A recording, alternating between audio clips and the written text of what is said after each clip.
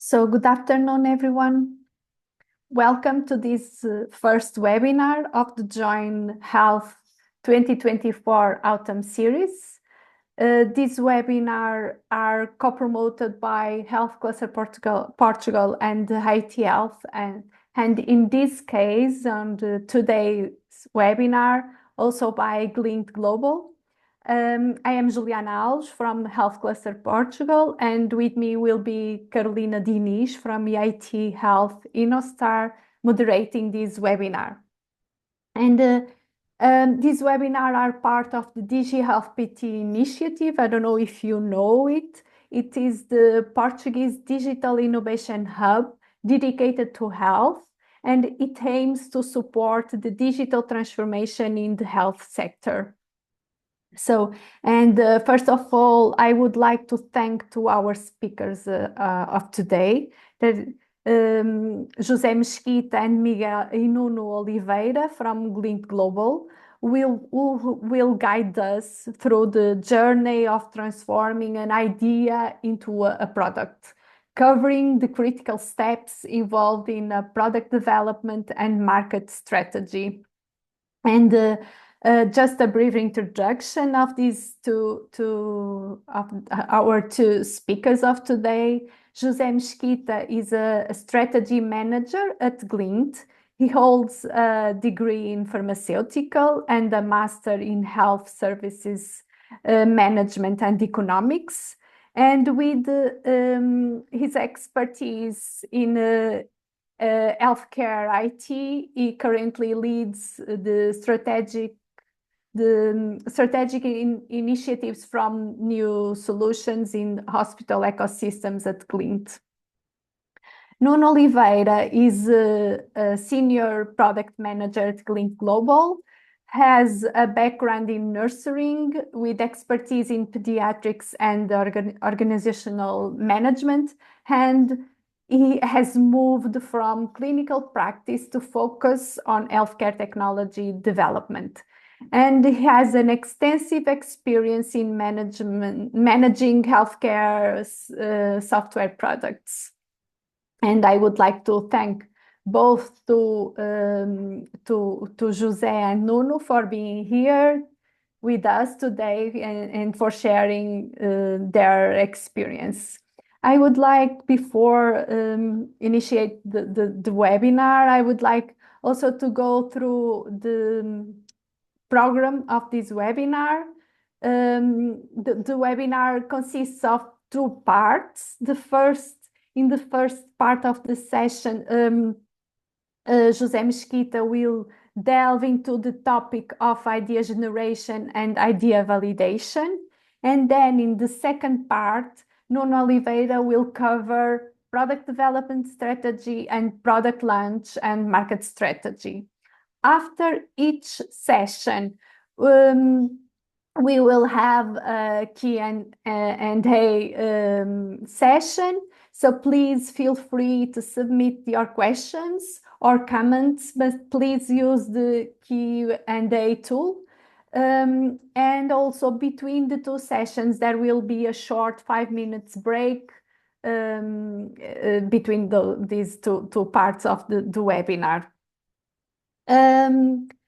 Before beginning, I also want to let you know that the presentations that will be presented here today will be available for those who request them by filling in the survey that will be shared after the webinar.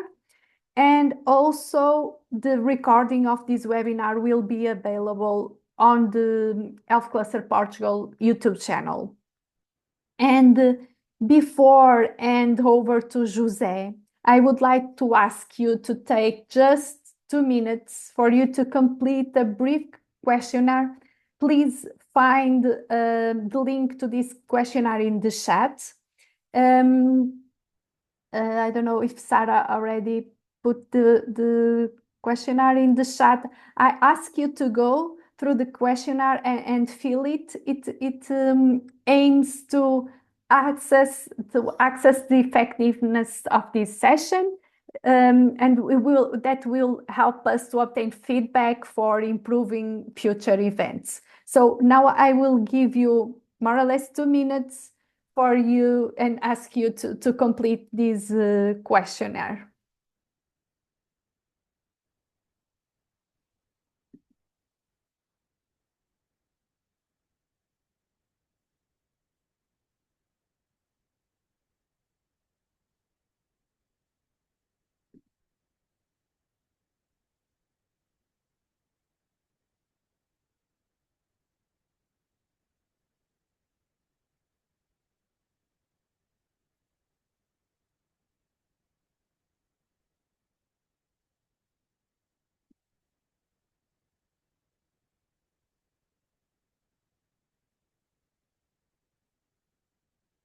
I also take the opportunity to let you know that this we will ask you again at the end of the webinar to fill the same questionnaire again. So for us to try to understand how effective was the webinar.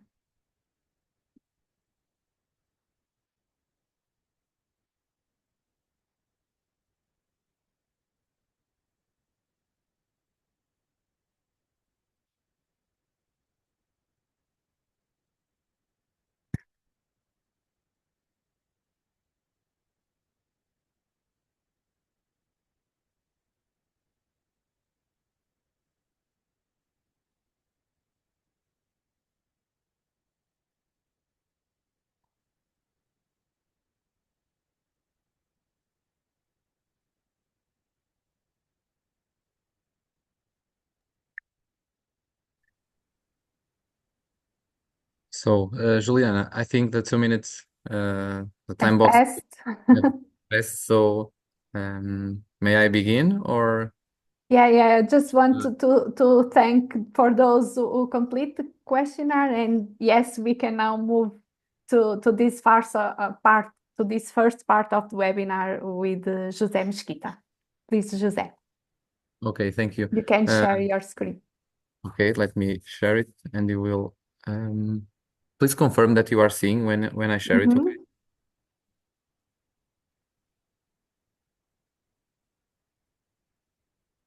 Yeah, I'm seeing it. Okay. All good. First of all, let me thank to Health Cluster Portugal, and let me thank you on behalf of Glint um, to have the honor of this webinar. I hope it will be a good webinar where we can share some experiences, where we can share some knowledge, and have a little bit of discussion in the Q&A session. I also want to thank people that are seeing the webinar, that are assisting us, and feel free to ask any questions when the moment comes. So. Uh, This is the agenda that Juliana kindly showed before. And I will start with the point idea generation and strategy formulation. First of all, I must say that I put a white slide because this is only one way to do it. You can have different strategies, you can have different process, you can have different mechanisms to achieve your goal. And the one that I will be talking to you here, it's one of the ways, but not the only way. Okay, so before starting our conversation, it's very important that you feel free to discuss. You feel free to analyze our inputs and adopt them. I hope so, or change what you need to apply them in your company. So, what's the importance of ideas in product development? Um, Now you're seeing a lot of brands that you know. These brands belong to companies. I hope I know that you know all of them, um, and you know all of them maybe because they are successful companies, or because they are big companies, or maybe because they have unique products. or maybe just because you are inspired by these companies. But what all of these companies have in common? They all started with an idea. They all started with a purpose, and that's what we're going to talk about here today. Or at least it's one part of what we're going to talk about here today, because when you think in ideas, you have to think that ideas are the starting point of any innovation. So these companies that you saw before, and the companies where you work, or the thousand or millions of companies that are in the world, without new ideas, they stagnate. They stop on time. So ideas can change one feature in a product. It's common. It's very common to do that. The ideas can turn a feature in a product in a newness. Okay, or they can really create an inflection point on market, and we call that an innovation. But both of them are important because they can produce results on short or mid-term, but also on long term. And although they are two types of ideas, two different types of ideas, both of them has their life cycle into a company. So to create an idea, there are some conditions that need to be granted. Today, I'm going to talk about two conditions. It's very important to be aligned with the customer needs, with the market needs, because we may have a lot of ideas, but if we are not selling the product that came from the idea, we are doing it wrong. And you also, and this is very important, I'm going to start with this point, you have to have alignment with company's purpose, the company's why. Okay, so I'm going to pick up five companies that I've showed on the slide before, and you all know, you all are familiar with the purpose of these companies.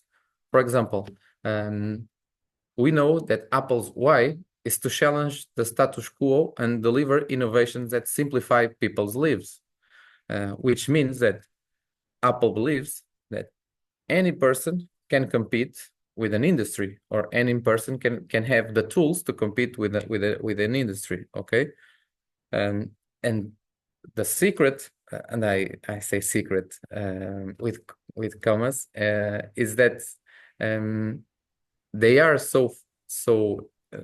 they believe so much in their why, that all the products, or almost all the products they produce, are good products, are products that has a big footprint in the market. But there are also some products which doesn't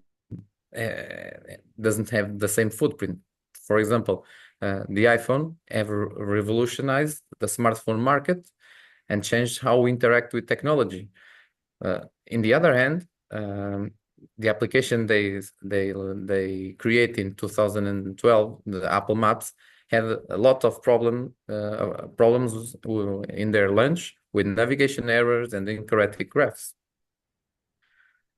The other company, Facebook, I'm sure you all have heard about it, is why it's to connect people around the world. One of the biggest examples is Instagram, which they acquired in 2012, and it is one of I think it's the biggest social network, especially for brands and content creators. On the other hand, in 2013, Facebook created an app which was called Facebook Home, that haven't any acceptation by their market public, and it was quickly discontinued. Tesla exists to accelerate the world's transition to a sustainable energy, which means to build a more sustainable future. We all know the Tesla Model S or the Tesla Model 3. They had a great reception by the public, but we also know the Tesla Cybertruck. Um, oh, at first, it had the initial impact, but it faced criticism for its controversial design and failed, inclusive it failed at a demonstration where its unbreakable glass shattered.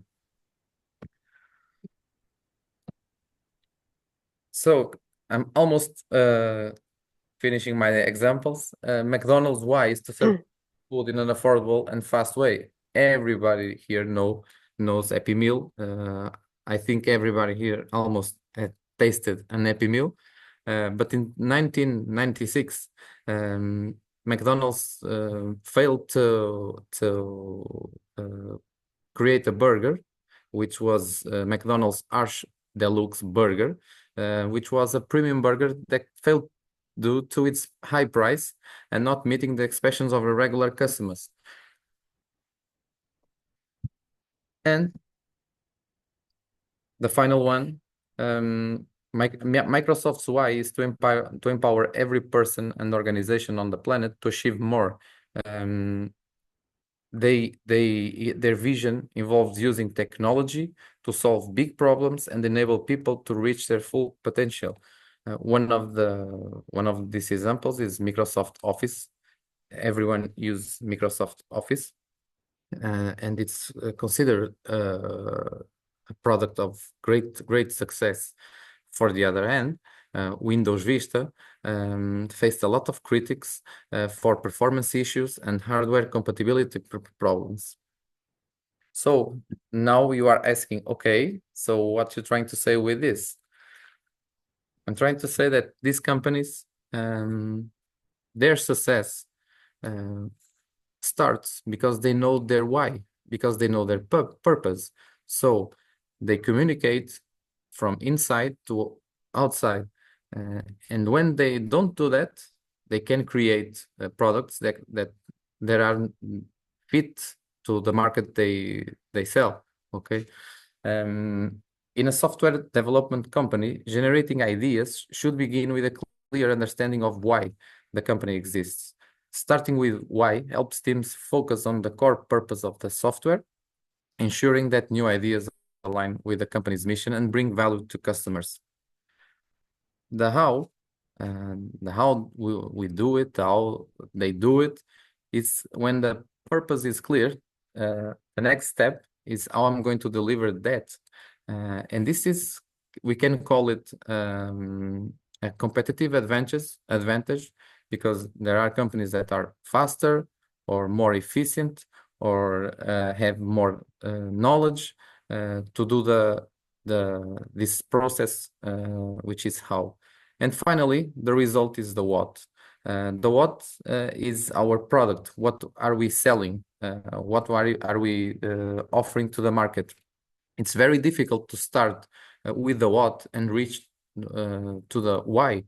For example, if it was that simple, why other companies buy an iPhone, disassemble it, and build a new iPhone with the same characteristics and the same impact that the iPhone of Apple did? Because they can't understand the why.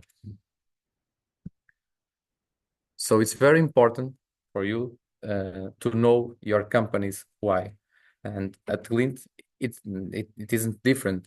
Our purpose, our why, is a very simple thing, such as to help healthcare professionals to dedicate more time to patient interaction.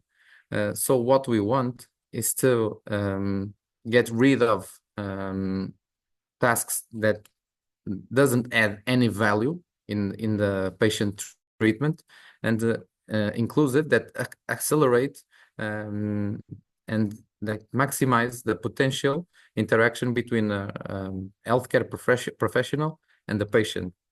So we want to create a connected digital ecosystem in the healthcare industry. But for that, companies should work to maximize their employees' capacity to generate ideas. So now you're asking me, okay, so which techniques can I use to generate ideas? There is a lot of techniques. If you go to literature, you find a lot of techniques that you can use. Um, you don't have to use these techniques all by the book. You can adapt to your reality. But here at Glint and other companies that I've been, one of the most practices here was brainstorming events, which is it involves gathering a group of people to generate as many ideas as possible within a set period, without criticism, without evaluating them. It's just put the ideas in a bucket list. This this can encourage free thinking and stimulates creativity and fosters collaboration. But this is not also good news. You must have some criteria to reorganize the groups, because sometimes stronger personalities dominate the conversation, which lead to groupthink, or people hesitate to share unconventional ideas due to fear of judgment. In order to avoid this, you can use a facilitator to keep the discussion open, set ground rules for participation, and prioritize a follow-up session to filter and refine ideas. Another method that we use here is Scamper method. It has a very fancy name, but I know that you use this every day on your companies. This suits for substitute, combine, adapt, modify, put to another use, eliminate, and reverse, which means when you wrap it up and if you want to use a concept, which means that if you have a product at your portfolio, why can you use it to another process or another market, or another type of market? We are not we don't want to invent the wheel, but we can use our products into another market, into a different process. And Scamper method allows you and gives you that type of vision, because it provides a clear framework for innovation by encouraging participants to think of existing ideas, but in new ways. Sometimes it can be restrictive, because if you only thinking in modifying existing ideas without allowing for completely new concepts to emerge, you can only maybe you're stagnating your new ideas instead of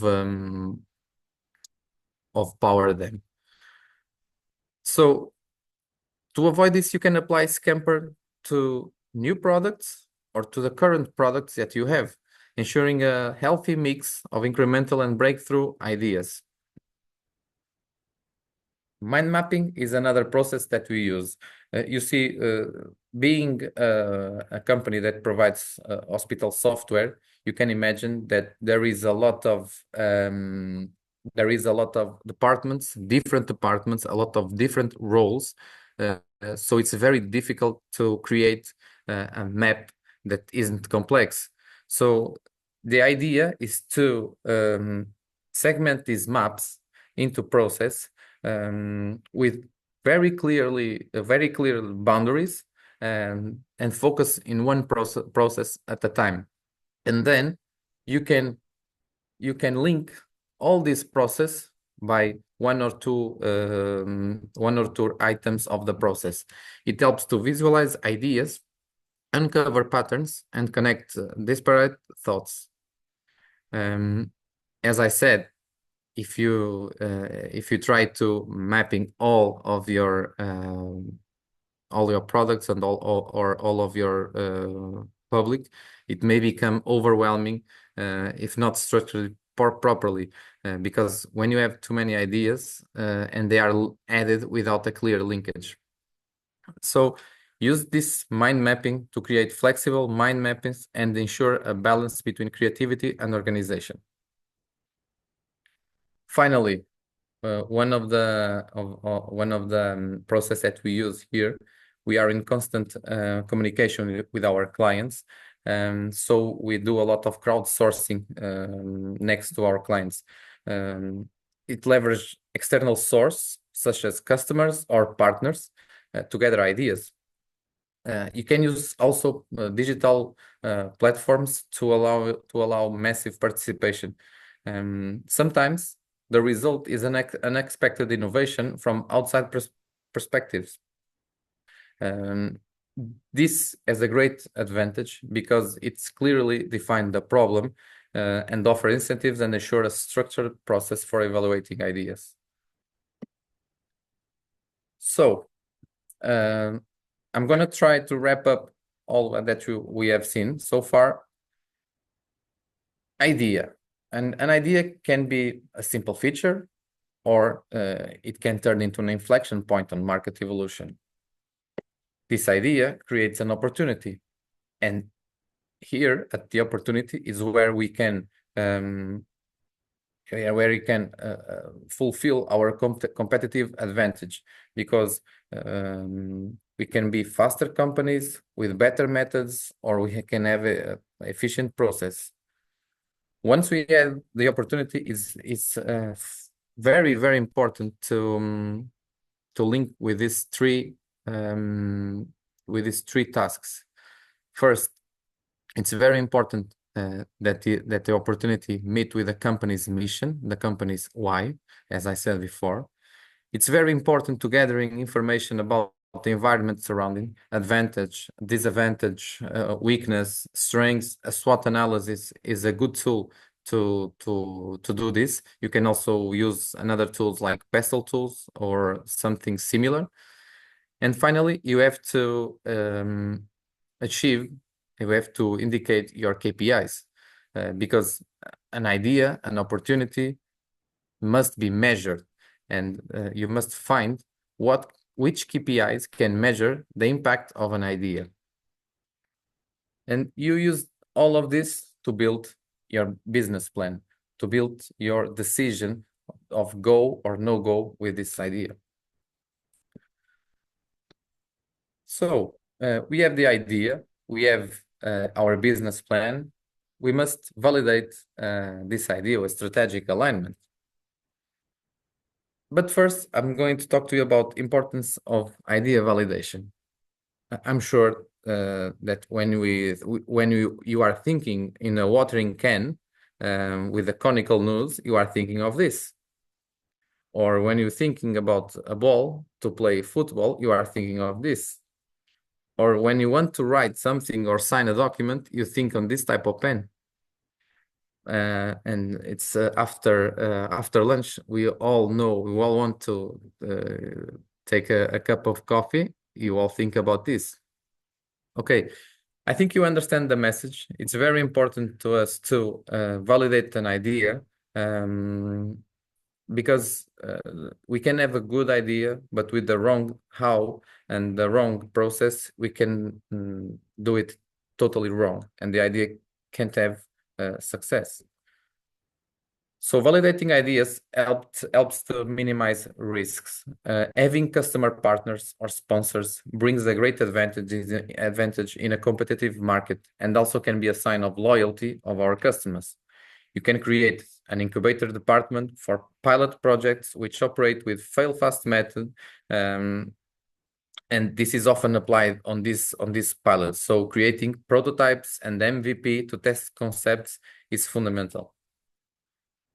You also need to be present when you are onto something. Don't expect just to put your new product and hopefully please get used to it. You must be the first to see the feelings when your product produces, when your product is on field, and when it's used for the first time or in a massive way. So the continuous feedback from your customers, the presence in that customers is very, very important. So after this wrap up, how can we turn this and same time keep growing our company? It's very important to align ideas with strategic objectives. So it's very important to you to define boundaries, define which market are you going to attack, which market are you going to produce new products. And it's very important to have strong and validated business plans which can afford to you why are you betting this type of product, what is the competition, how much this is going to cost me. So it's very important that these ideas are aligned with your strategic objectives, even if they are strategic objectives of growth, of financial growth, of market growth. You have to do it properly with the right tools to give the right tools for the decision. And finally, I ended with a goal and alignment is essential to create an engaging company culture where everyone has a sense of purpose and works towards the same outcomes. This is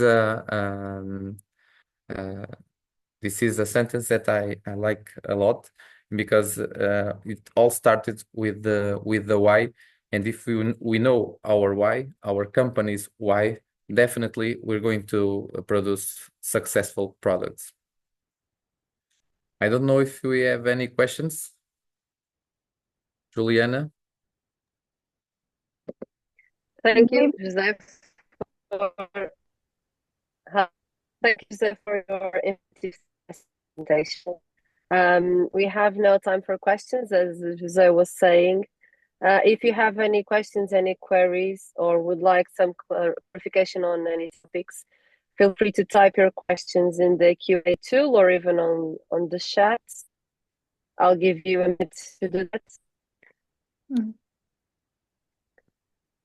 José, I was here thinking that there are some products that at beginning they are not, we always hear about the market need and to develop something that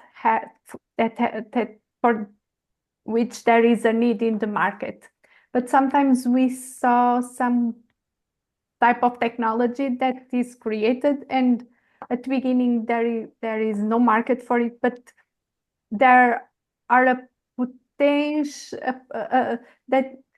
potential market for it. There isn't a need yet, but somehow companies can create it. How risky is this? Who can do this? Create something expecting that the market will accept it and this became something that respond to a need. Yes, I think that sometimes that happens. When we are a company that produces software for any market, in our case, it's for healthcare market. Indeed, sometimes we are producing a new type of product, but our market is not prepared yet to receive it. I think you can do it in two ways. You can go abroad. We tried that in the past, and we're trying it, and we are trying it again. In the past, we went to markets like Brazil, like United Kingdom, like Poland, to ensure that our new products has the acceptance that we wanted. But in the other end, you can use it as an incubator. And clients that are partners are very, very good to do that because first of all, because they are the loyal ones, and then because they want to grow with us, which means that if we have a product that okay, it may not be prepared for the actual market, why don't we let it grow in that department like an incubator, and when it gets ready, we have a space where we can show it, where you can prove that it works. And that's how that's really a great question, because that's how inflection points begin. That's how Mm-hmm. inflection points in the market evolution begin. Mm-hmm. Because we start with This is something.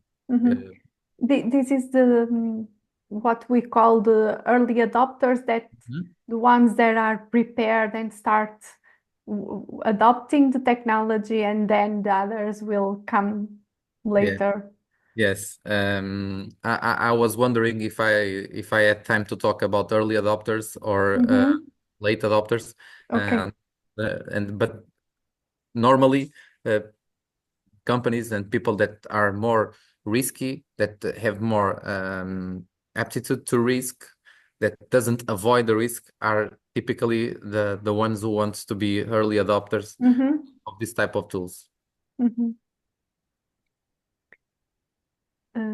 We have a question in the Q&A tool that is from Yes, Viona Santos. Carolina, do you wanna take yes, this? sure. So Fiona says, hello, I have a question. What are the best methods to validate an idea before investing time and money into it? Okay, thank you, Carolina. I particularly prefer one. I wouldn't start my answer by saying that there is one who is flawless, with the best method, and it never get wrong.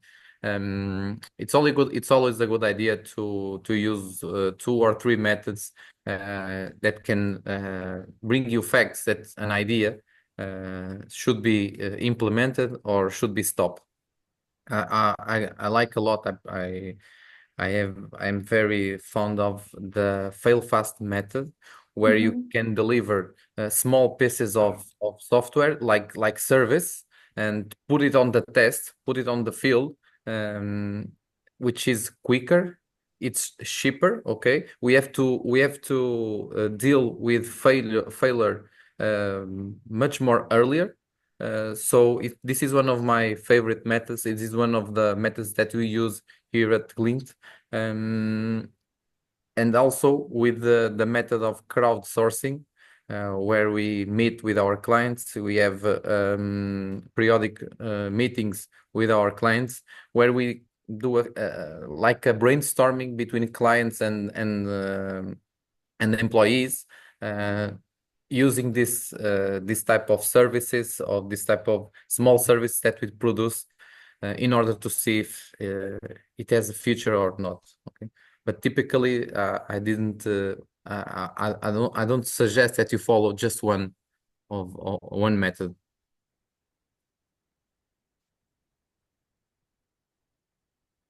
Okay, thank you, Jose, for your presentation and for answering the questions. We don't have any more questions, at least for now. Um, we appreciate your time, of course, and your insights. We'll now take a short break. Feel free to stretch, grab a coffee, and we'll be back shortly. And I'll see you in 5 minutes. Okay, thank you. Thank you.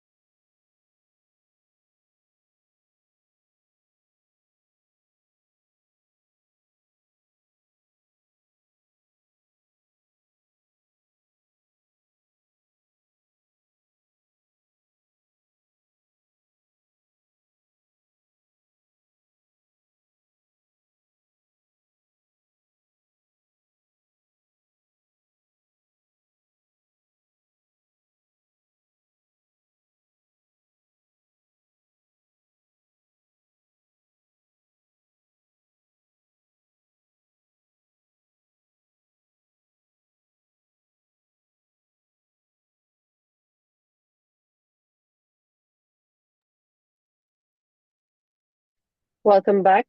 I hope you had a good break.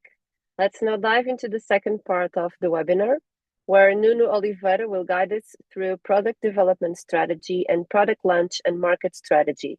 Nuno, I invite you to start your presentation.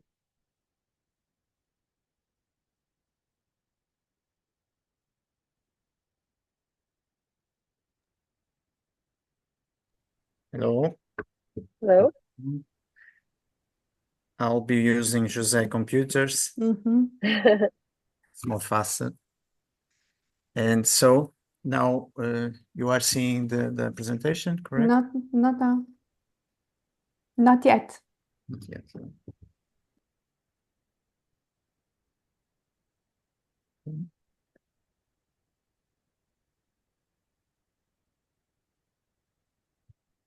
Now we are.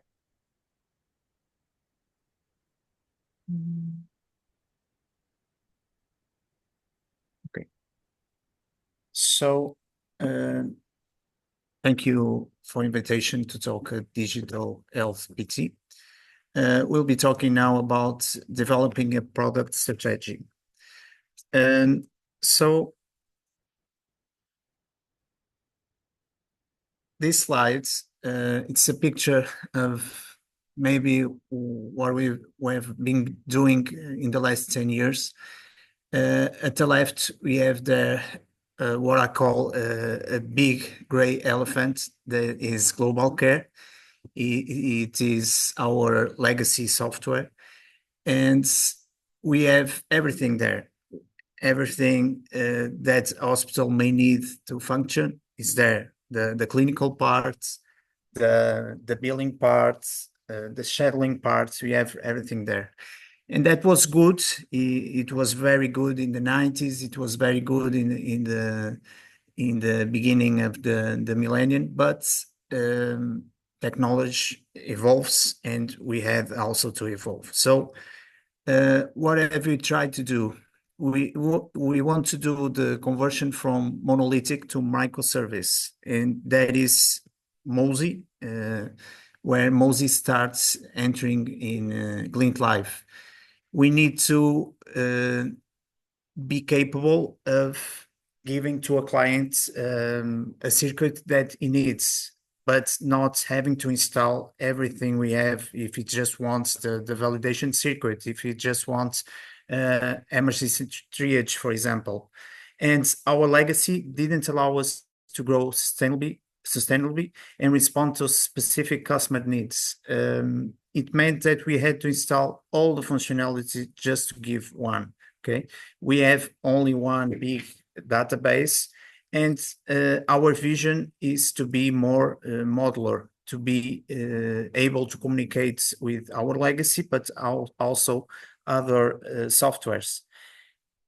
And this is how we want to do it. So due to this technical approach, Mozy will enable modularity and the creation of functional combinations that can respond to specific needs in partnership, as I said, with Global Care and in partnership with other partners. We want to be open software, and we want to be able to give small secrets, small solutions that are very useful for the clients. And that's the technological transformation we want to do. We want to have modular solutions, as I said. We want to be able to have greater scalability, and we want to be faster. We want to be fast in access. We want faster response times.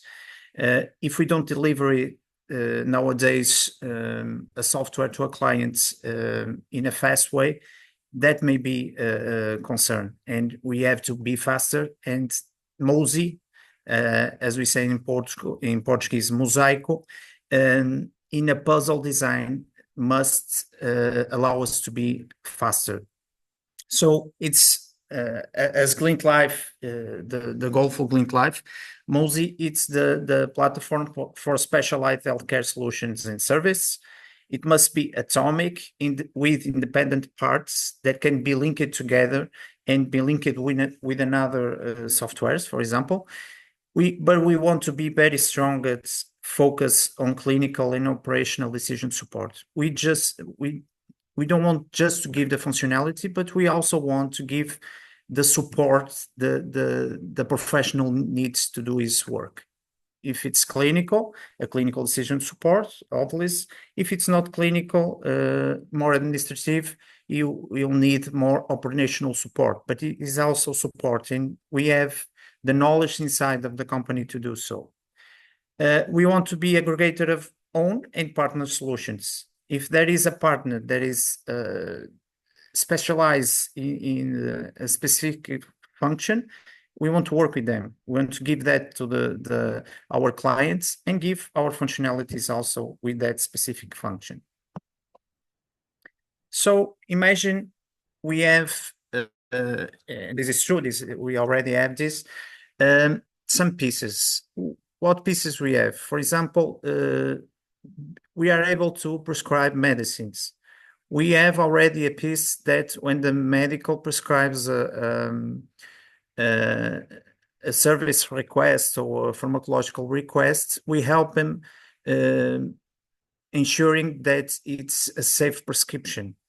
And that could be a piece for a clinical decision support for the doctor, but also use it on the pharmacist when he validates the prescription. He can also use that piece. And we have therapy management for the pharmacy to do all the management he needs to do with the prescriptions. And so we have all these pieces, and we can have, for example, a solution of assisted therapeutic validation. And what is that? It's no more than the junction of a lot of little pieces that can be a solution for the clients. Because each solution in Mozy is made up of several interoperable parts. And we can grow like this and have more and more solutions if we break these little functional parts and technological parts in little pieces. And so it's like Lego. We can do everything we think about being modular and scalable. We can create all the solutions we need for our clients. And how are we doing this? Of course, we need to assure interoperability.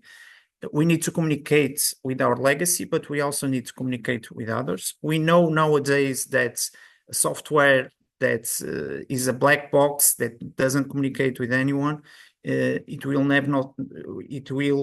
have no success in the healthcare area. So our basis is the transformation. As I said before, we have a big elephant in the room. We have to cut it in small pieces and transform it to something new that can be delivered. We need to assure that we have all the functional we have in the past and more consolidation of the solutions. But we have, and for me it's very important, we have to make it different. We cannot make the same mistake twice, because there's no time to do those mistakes in our industry. So we have to, each functionality that we deliver, it has to be strong and add some value to that delivery. So examples like decision supports, scores, scales, everything that helps the professional doing what he always done, but now with some help and some guidance, it's very important. And the last piece is, of course, opening to AI and machine learning. Of course, if nowadays we are already creating, for example, algorithms to help a big hospital scheduling all his therapeutic sessions. And we know this algorithm will help. It will be a factor of difference, of value.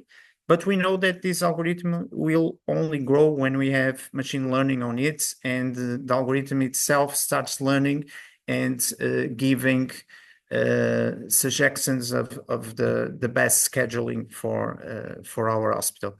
And so we are going like this. We have to transform, but we have always to add value, and one day add really great value with AI and machine learning, for example.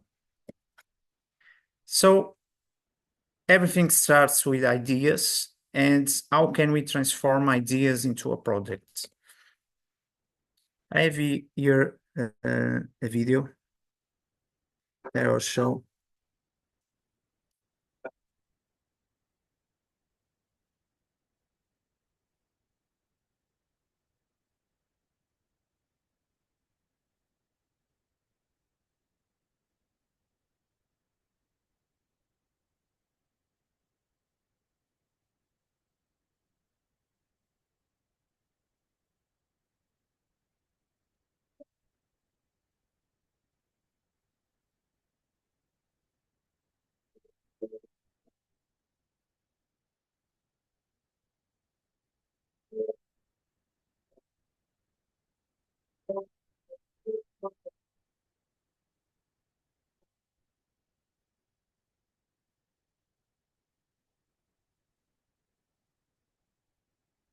Okay, so this is very funny, but I call this a real life saga because uh, it's still a problem nowadays. The way we communicate with the clients when we get the primary needs of it, sometimes we don't really acknowledge what they want to do because sometimes they are a little bit confused and sometimes we don't have the people we need to translate what they really need.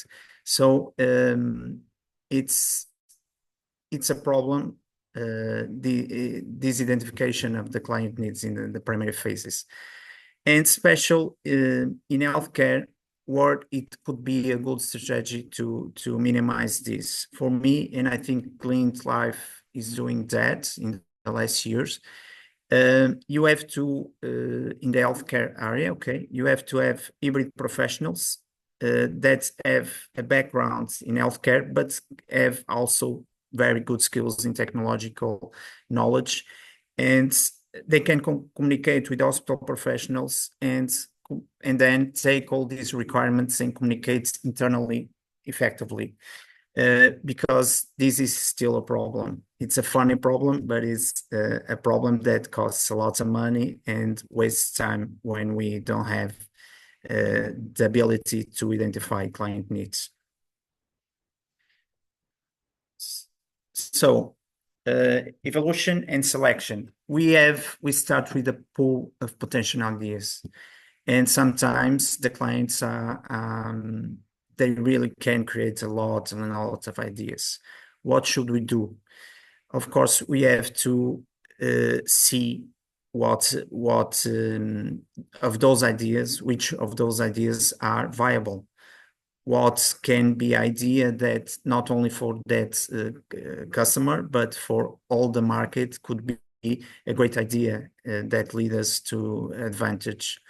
And is it legal? Is it compliance with healthcare regulations? Is something that we always have to ask ourselves. But the most important, and I think in product management is the one of the greatest skill is prioritize what is most value, what is viable for development in a temporal space. Yeah, you can have a great idea, but if I take 2-3 years doing it, I will lose. I will lose market. I will not be able to take that to market in effective time. And is it going to be successful? Is it something that I could do a white paper above it and tell we have done things that are really making the difference? You gotta prioritize all this. During this discussion with the client, it's very important. I think it's a very important part of this is prototyping. If we have the ability to create and refine prototypes of the health software we want to do and collaborate with the medical professionals that are in the other side, we will ensure the software meets the industry standards and the user needs. We also have if you can really prototype it, really make the client test it and give us feedback if that is what they really want. Okay. Also, other good strategy is the minimal viable product because it's a beautiful tool. to see if your concept is exciting and should be explored further, or it may benefit for some pivots done to the underlying assumptions. So if you have the ability to do a minimal product and the client likes it, you'll be great because they will assume it, and then we will be able to make it grow. Okay. Also, the design, the sprints, the testing, everything is important. But for me, in 2024, the design is crucial. And we have been doing for the last years here in Link Life, because in the 90s, we were very fast doing software, and the design was also always a third or fourth option. We want to do the functionalities because they didn't exist in the market. Nowadays, a doctor, a nurse, a pharmacist who use our software, they really want the software to be easy, to be seamless, and to be attractive also, because they are used to use it on their mobile phones, for example. And also, we have to test everything before the release. We have to test and assure that it goes with a minimal quality.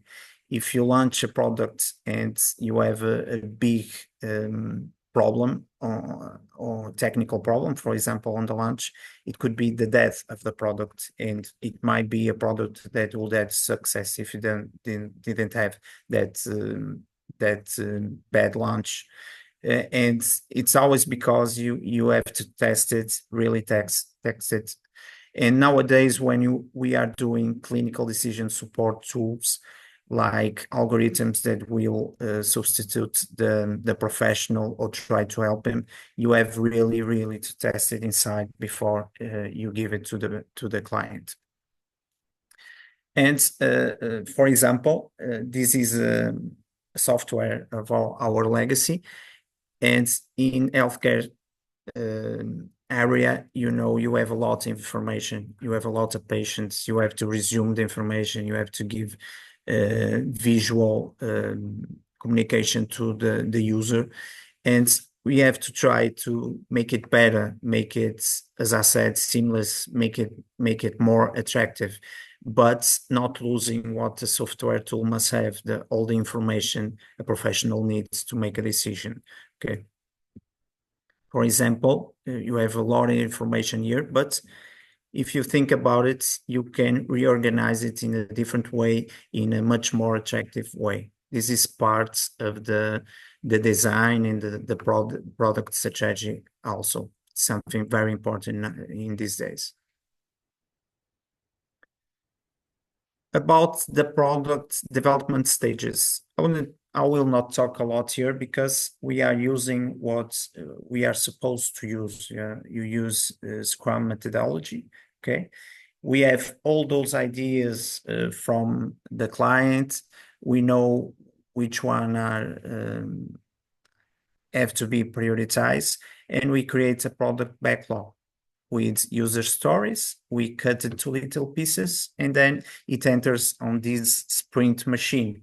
Normally, it can take 1 to 4 weeks. Here in Link Global, we make sprints of 2 weeks, where we plan, we present what we want to do to the developer team. They implement, we review, we make the final retrospective to know what was good and what was not so good. And we do a daily scrum so we can be reactive to everything that it's not going the right way.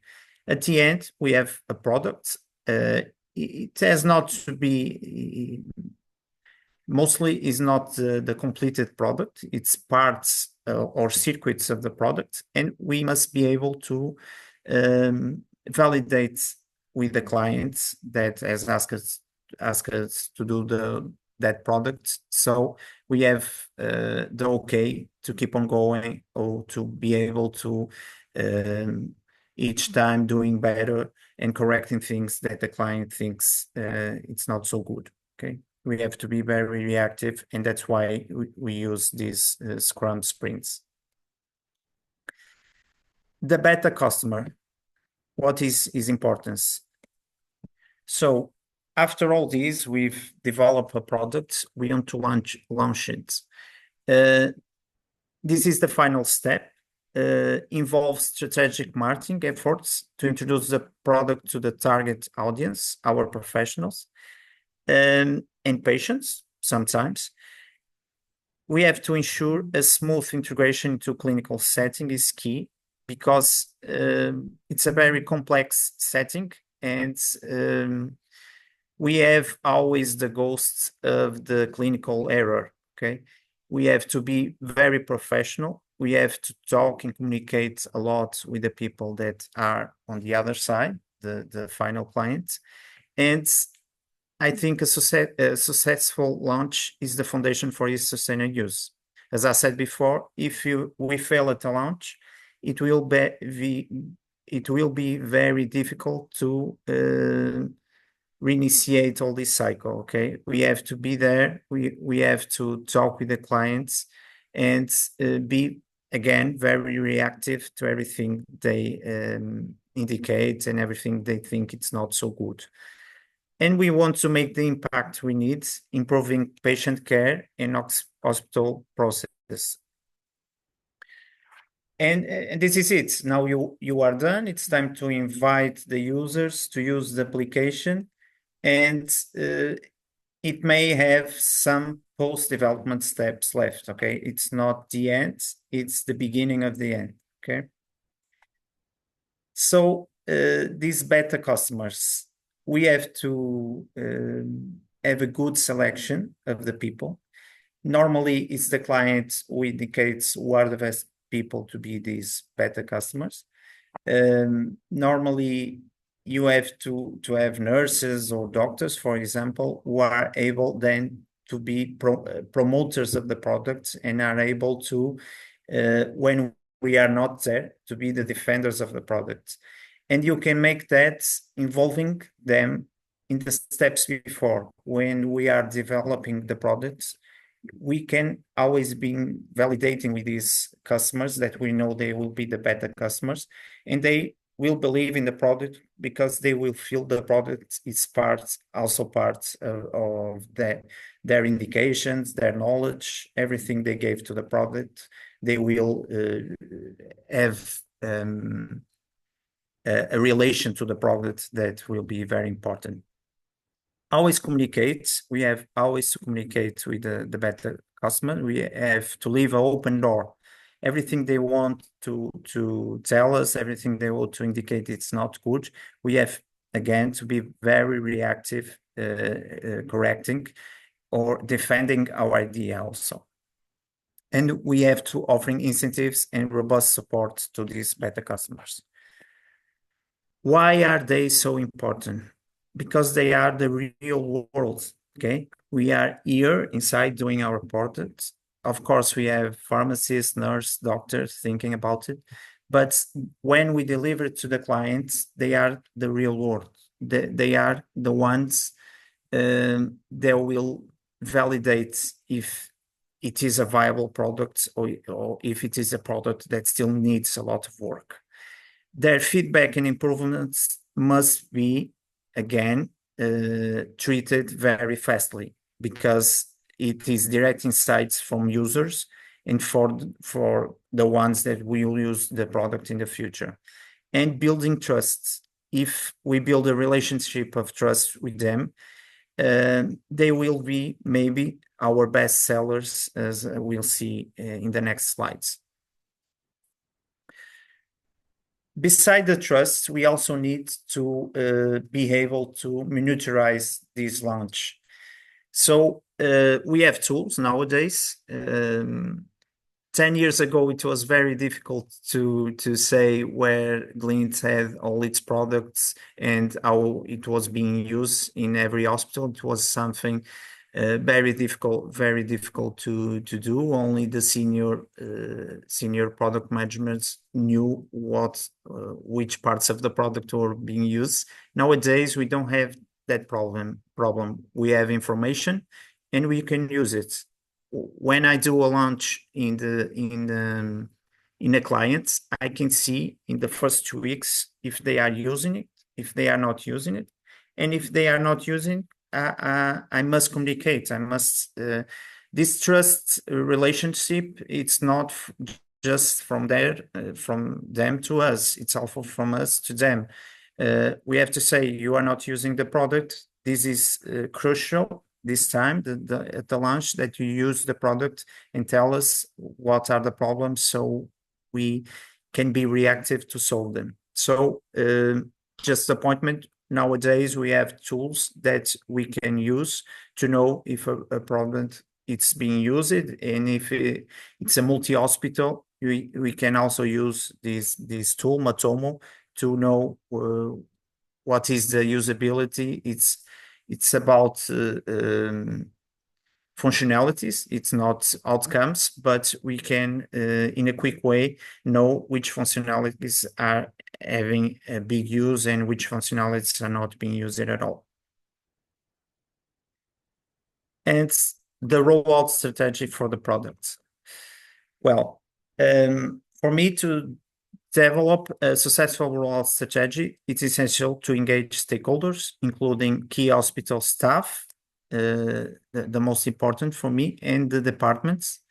We have to have comprehensive training that ensures that users are comfortable and proficient with the product. We have to train them. And maybe when we're talking about beta customers, maybe they will be the trainees of the future users. So it's a very important part to train them. A phased implementation allows for gradual adaptation, minimizing disruptions, because we cannot attack some of our clients are big hospitals, and we have a new product, but we cannot implement it in all hospital from beginning. We have to choose the right departments, the right people that will help us one day achieve the whole hospitals. Sometimes it's we have some delays of that, but the delays because we need to hear the feedback and make new developments. These delays are in the first service, and then the third, the fourth, the fifth, everything it's more fast, and we have no more delays. So it's important to do a rollout, a phased rollout. The marketing strategy will be tailored to attract new clients, demonstrating the product's benefits and establish a strong market presence. So sometimes the first client is the key to show the use of the product to other clients. Okay, it's great when the first client accepts to be the communicator of the product and the making some marketing for us, because sometimes they really like to do it because they feel like they have also contribute a lot to that product. And so how can we be effective making good marketing? It is a very important role in reaching new clients. For example, the content marketing through blog posts, case studies, white papers can highlight the product's success and benefits. Okay, if I produce an algorithm, a scheduling algorithm, and now I know that all the patients that normally would go to a medical appointment and not have all the exams and analysis they need, and these algorithms that we implemented resolve that problem. I must study the resolution of that problem and make publication of it. I think it's very important when we have good outcomes to market them, because maybe it's a problem for other hospital and we want to solve it. Also, webinars like this, but showing the product is always very important.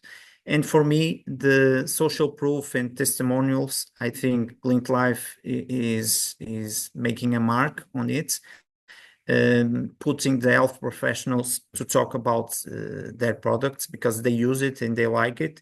And this social proof builds credibility for me.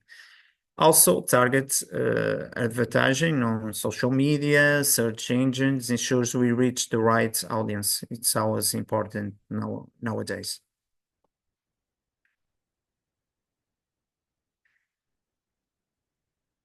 To end, I have a quote from William Osler: "The good physician treats the disease. The great physician treats the patient who has the disease." So I think in strategic management and product management, we are driving by one central goal is to achieve a meaningful impact. We want to do software that the professionals like and software that helps them do their work, and addressing these healthcare professionals or patients, we can help them do the work they need to do. And it's, for me, it's a work nearby the patients, not nearby a desktop where they have to document everything they do. So this is also our goal. We want to treat the disease, but also treat the problem and have problem solving solutions. It's our main goal. Thank you. Thank you, Nuno, for your presentation and your guidance. I have a question for now on the Q&A. Does anyone have a question for Nuno? I may start.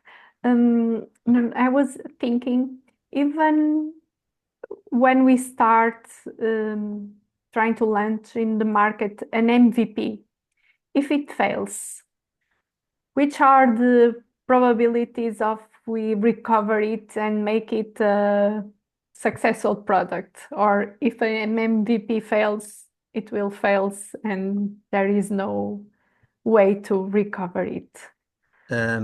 We hope it doesn't fail, of course. Maybe sometimes if it fails because it's MVP, and the goal of MVP is to do the minimal work and have a product. If it fails, it's not such a big problem like having a big development. It has no success, okay? But I think if the MVP is made very closely to the clients, most of the times of my experience, it doesn't fail. It needs little readjustments, but it doesn't fail. But it fails, it's MVP.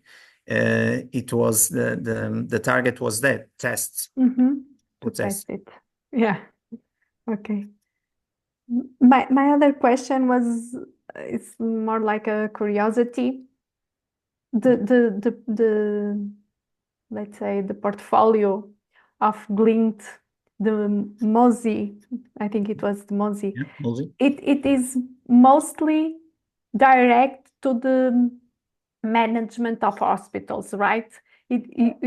Glint is Glint working on technologies for patients like remote monitoring or more close or telemedicine, things like that? We also have projects that link to the patient, apps, for example, and telemedicine. But in Mozi particularly, we have partners. And for example, telemedicine, if a partner, one of our partners is very good doing telemedicine, we'll not be having a year of development making a telemedicine tool. We have our features, and we can call that partner and use our software inside our software, but with the technology of other company, other partner. We are now a more open company in that way. Okay. But we have some tools for the patients also. Awesome.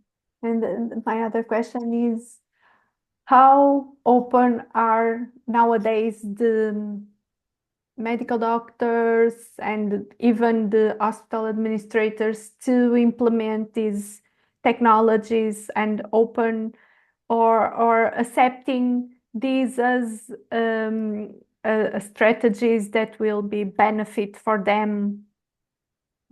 Yeah, it's a very good question.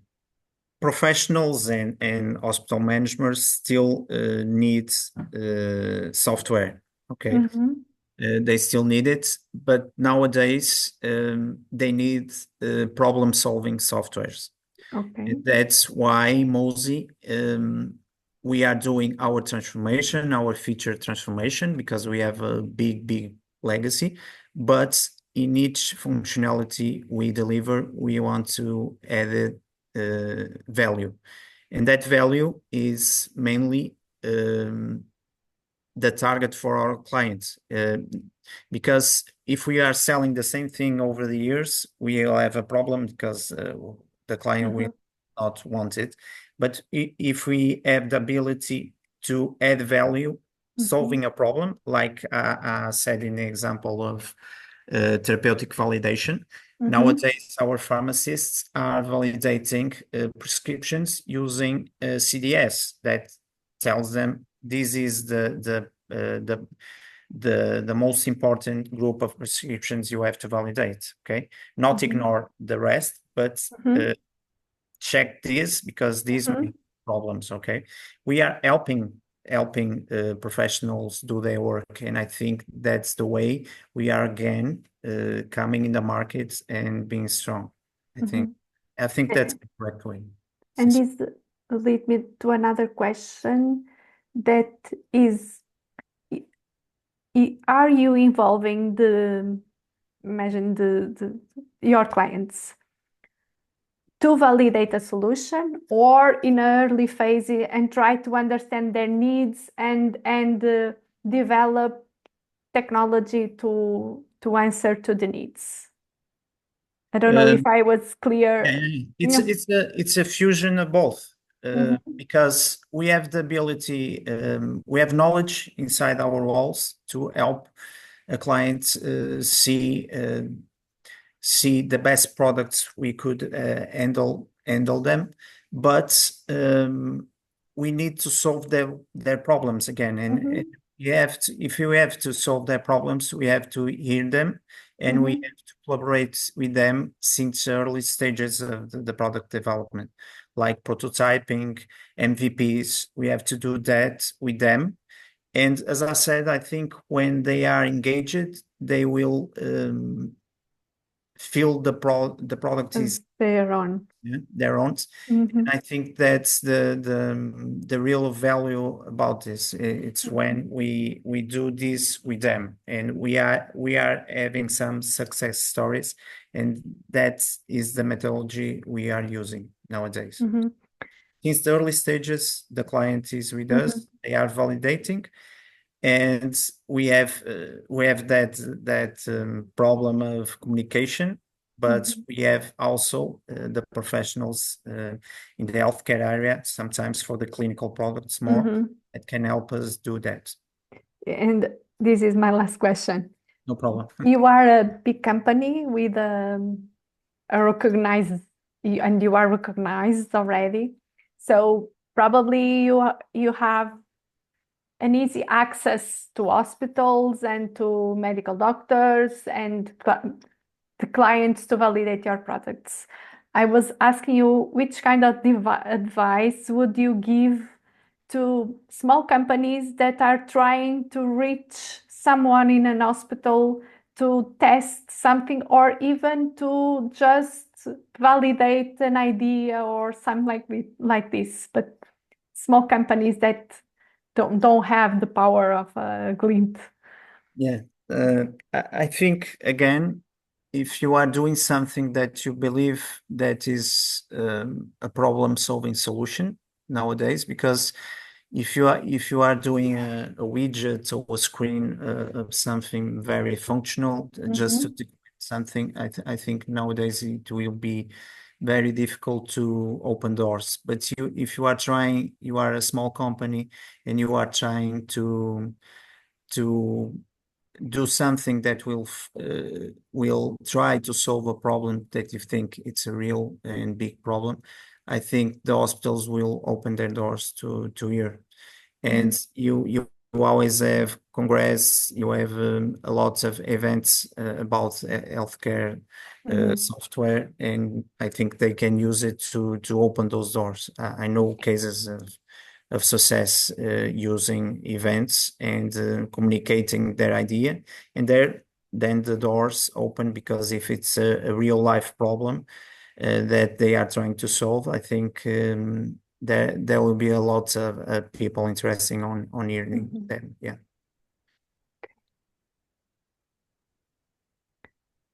Okay, great. As we are getting close to wrapping up, I'd like to ask you, Nuno and Jose, if Jose is still there, if you have some closing thoughts. Hi. If you have some closing thoughts, if you want to like give us some final insights before we finish. Yes, I think Think of a closing sentence to yes. inspire our participants. To complete Nuno's response to the last question, I think it's very important, and it's very important to not underestimate the reason of why we are doing this kind of products. It's the centered question. It's our purpose. When I say it's our purpose, it can be your purpose as you work for yourself or work for another company. It's very important to know your why, and it's very important to believe in it, because with that you can apply methodology and process that gives you a competitive advantage to fulfill your product. And I think that's a philosophy that will turn out into a success. Agree. Juliana, the stage is yours. Okay. So now that we are close to the end, I would like to ask to those who fill out the questionnaire at the beginning to complete it now again. So I'm gonna give you 2 to 3 minutes to do this. I ask Sarah to put the link again the link is already in the chat, and I ask you to fill it again before some final notes that we have for you. So 2 minutes.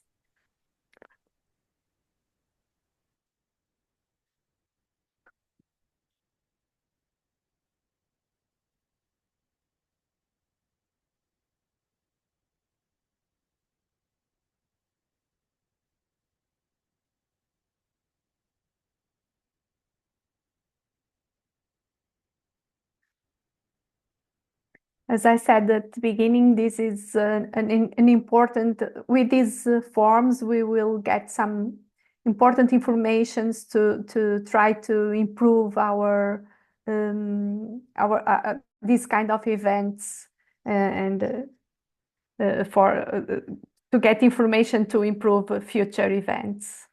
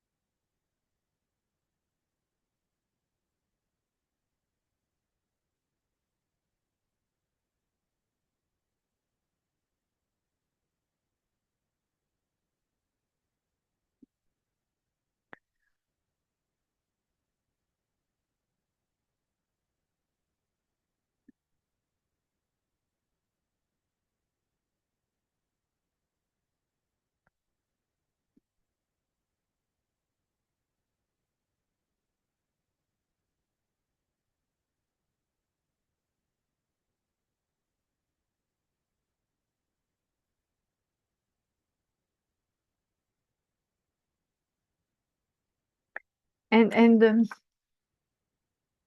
for finishing, I want to thank everyone that fill out the questionnaire. I want to thank also the Juliana, I speakers. think you are muted. Yeah? No, No. it was my problem. Okay. Sorry. So I was saying I want to thank the people that answered the questionnaires, to the speakers. Thank you again, and thank you so much for your insights and sharing your experience. To the participants, and thank you for attending this webinar, and I hope you have found it informative. And before leaving, just a couple of notes. And we would like to invite you to follow the Health Cluster Portugal and the EIT Health through online platforms and social networks to know more about these and other initiatives that we are promoting.